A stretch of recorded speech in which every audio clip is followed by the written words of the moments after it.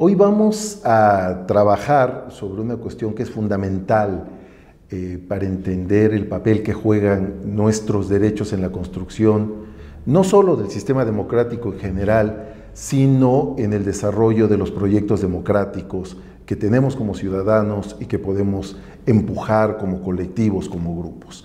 Y es precisamente el tema de cómo podemos realizar nuestros derechos, cómo podemos concretar la experiencia de nuestros derechos a partir del marco de leyes, de instituciones que hemos construido históricamente. Yo creo que este tema es fundamental y nos puede orientar sobre cuál es el propósito de una agenda como la de nosotros, en el sentido de que la acción política y la acción cívica que podamos llevar a cabo tenga como marco lo que llamamos el lenguaje de los derechos.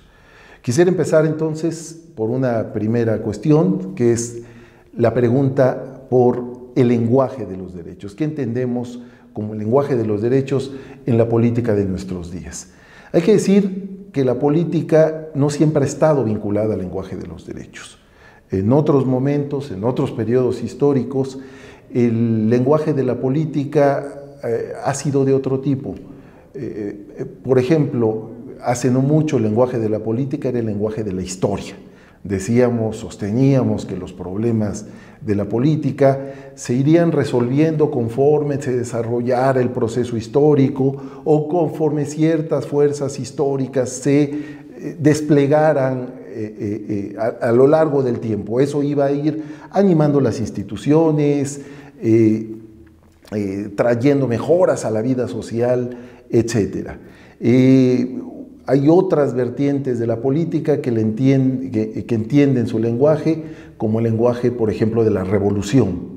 Es decir, se le asigna a cierto modelo de conflicto la posibilidad de empujar los cambios sociales, de dar lugar a nuevas realidades, generar nuevas experiencias de justicia y de superación de las carencias que se sufren en la sociedad. Sin embargo, la democracia moderna, la democracia que habitamos hoy en día, tiene un rasgo particular. Se expresa a través del lenguaje de los derechos, a través del lenguaje de los derechos fundamentales. Y aquí habría que ser muy claro. Cuando hablamos del lenguaje de los derechos, no nos referimos estrictamente al lenguaje del derecho. Si por derecho entendemos un marco de normas, un sistema de principios que ordenan de manera obligatoria la vida social, es decir, si entendemos el derecho solo como aquello que aplican las autoridades y que los juristas estudian. No, cuando hablamos del lenguaje de los derechos, nos referimos a la idea completamente contemporánea de que todas las personas somos titulares de derechos. Todas las personas tenemos una serie de cualidades o prerrogativas que denominamos derechos y que podemos exigir como horizonte para la vida política.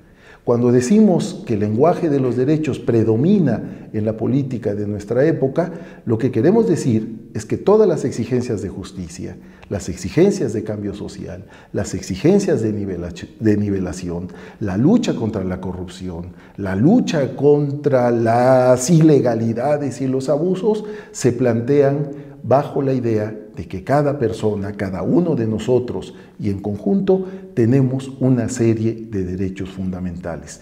En ese sentido, nuestro principal argumento es que nos expresamos democráticamente en un horizonte que es siempre el horizonte de los derechos.